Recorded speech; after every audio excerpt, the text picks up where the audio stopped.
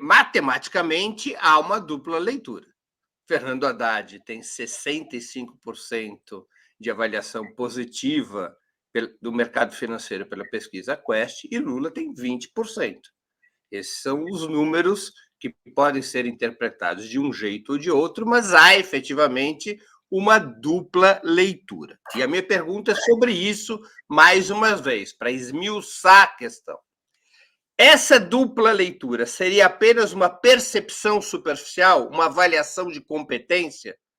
Ou representaria uma contradição real no próprio governo, seja ela efetiva ou discursiva, entre liberalismo e desenvolvimentismo? Estaria o mercado financeiro nessa pesquisa dizendo: nós gostamos das posições mais liberais, essas têm 65% da nossa avaliação positiva. Nós não gostamos das posições mais desenvolvimentistas ou estatistas, representadas pelo próprio presidente. Essas só têm avaliação positiva de 20%. O que representa essa leitura em termos de interpretar essa contradição? Ou é apenas uma percepção superficial? Com a palavra, Gustavo Conde. Eu fico muito feliz com as perguntas do Breno, porque elas já vêm com a resposta ali pronta para a gente pegar e sair cortando, né, Breno? Mas, olha, se a gente considerar que o Lula é uma figura que em si contraditória, porque ele está num partido considerado de esquerda, historicamente, mas eu me lembro até hoje, quando perguntaram para ele assim: você é comunista, você é socialista? Ele falou: sou metalúrgico. Quer dizer, é uma figura que não se contentou com os rótulos que estavam ali prontos, né? Eu acho que o espírito do Lula, né, esse modo Lula de pensar, ele pode representar várias coisas ao mesmo tempo, simultaneamente. Tanto essa dimensão prioritária para ele na retórica, no discurso, que é tirar a população da pobreza, e nós tivemos o resultado, acabou de sair o resultado, 23 milhões de famílias saindo da pobreza em junho. Quer dizer, e eu não vi repercutir essa notícia pelo Brasil. Eu estou, inclusive, impactado com isso, com a não repercussão dessa notícia. São 43 milhões de pessoas que estão ali sendo atendidas pelo Bolsa Família, turbinado agora com esse valor novo. Como é que alguém que faz isso, que realiza isso, hoje o Mais Médicos também, por exemplo, 15 mil contratações, e ao mesmo tempo agrada, né, parte desse mercado financeiro, desse grupo, dessa Faria Lima, porque ele aquece a economia do Brasil. Enfim, as pessoas vão ganhar, né, em cima de uma economia que vai começar a funcionar um pouco mais. Eu só queria fazer uma ressalva, porque o Milton Temer disse que ele definiu esplendidamente a Faria Lima, né, o verbete, tem que botar isso no verbete do dicionário agora, daqui para frente.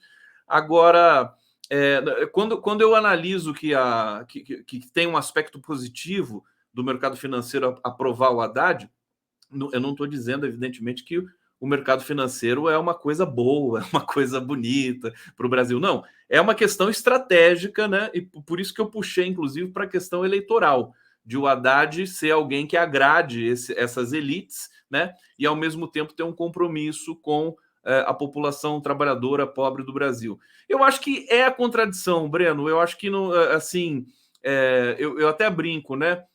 Fulano de tal é um poço de contradição. Mas imagina se ele fosse um poço sem contradição. Quer dizer, seria muito tedioso, né? A contradição faz parte da nossa subjetividade.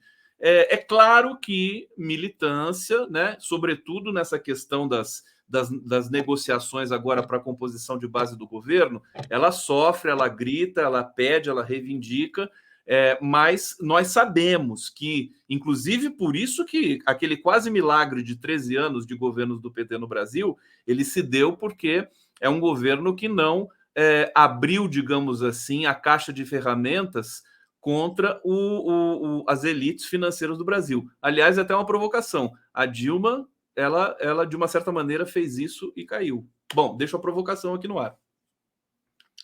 Com a palavra, Milton Temer.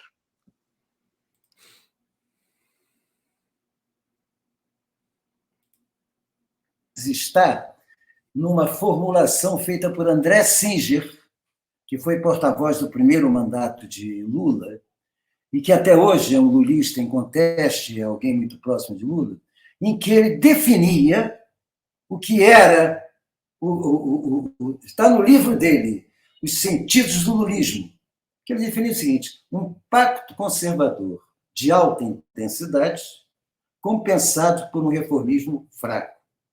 Ou seja, a forma mais competente de servir ao grande capital, atendendo questões mínimas, porque eu quero lembrar você, meu caro Gustavo Conte, está no Le Monde de hoje.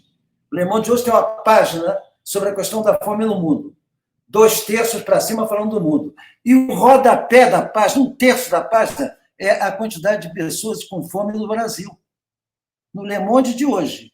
Então, o que, quando se diz assim, tirar a parte do povo da miséria, depende de como isso é feito. Depende de como isso é feito. E qual é o acessório disso. De uma certa forma, o que eu sinto é a reprodução do modelo. Ou seja, no acessório, o Lula avança, reproduz Bolsa Família, reproduz médico.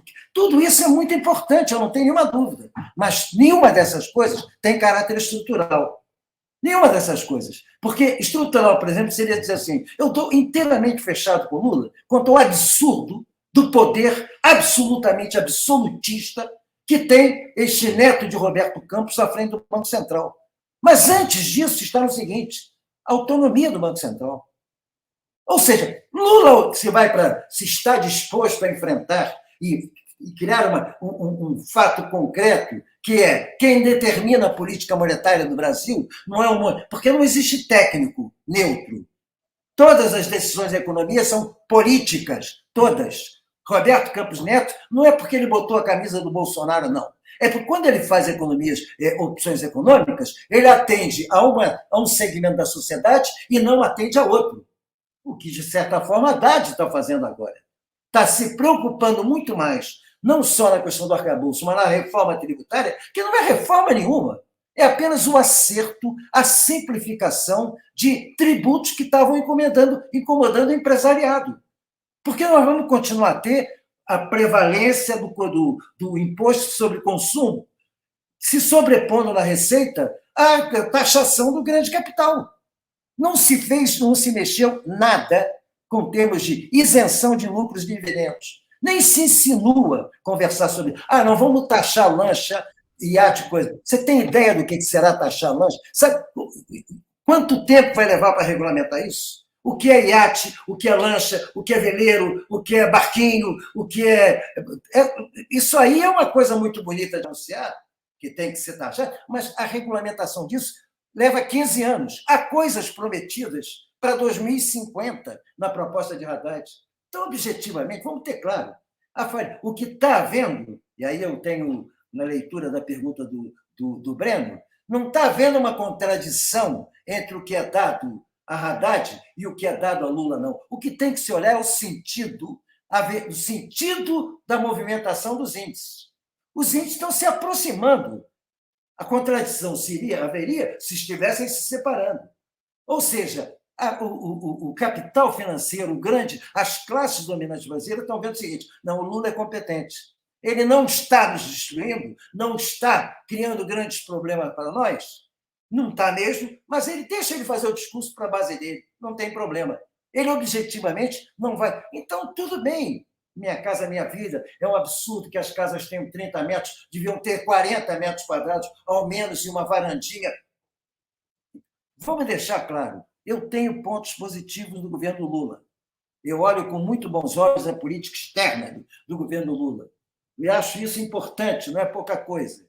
Agora, objetivamente, em questões estruturais, nós estamos absolutamente imobilizados, atendendo aos interesses do grande capital.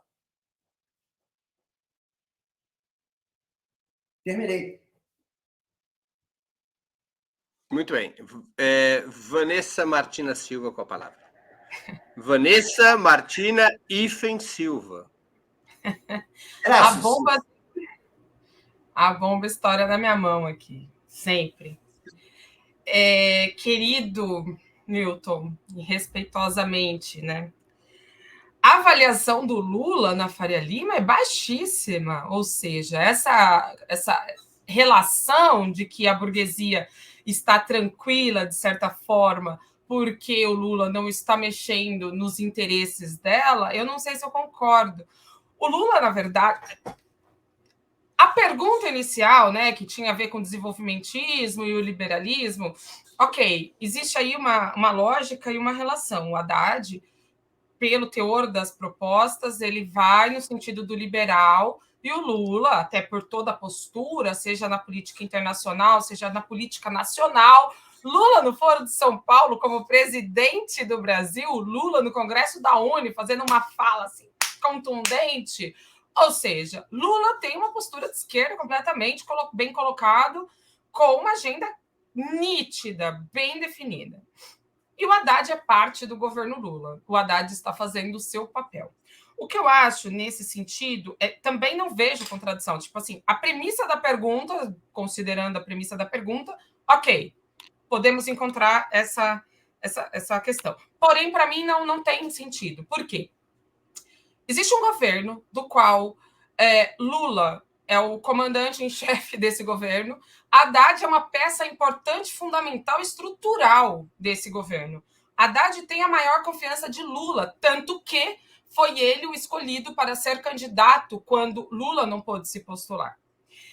Haddad, na verdade, e este governo são coisas que, para mim, são um pouco incompreensíveis, mas vamos lá. Este governo ele tem um projeto maior, estrutural, e que a gente não sabe, não tem dimensão. A gente, digo, as pessoas, enfim, os botecos, as rodas de conversa, não tem a dimensão do que esse governo é e está propondo. E eu não sei até que parte isso é estratégia, até que parte isso é um erro. E por que eu digo isso? Porque o projeto do Haddad é ambicioso e não é um projeto liberal. Esse é o ponto. O Haddad votou uma reforma tributária que não é dele. A reforma tributária no Congresso há 4 anos, está rolando aí há 30. Não foi o governo Lula que desenhou esse projeto, que desenhou essa reforma. Não é do Haddad essa reforma. O mérito é o Haddad ter aprovado a reforma. Esse é o mérito do Haddad. Esse é o mérito do governo.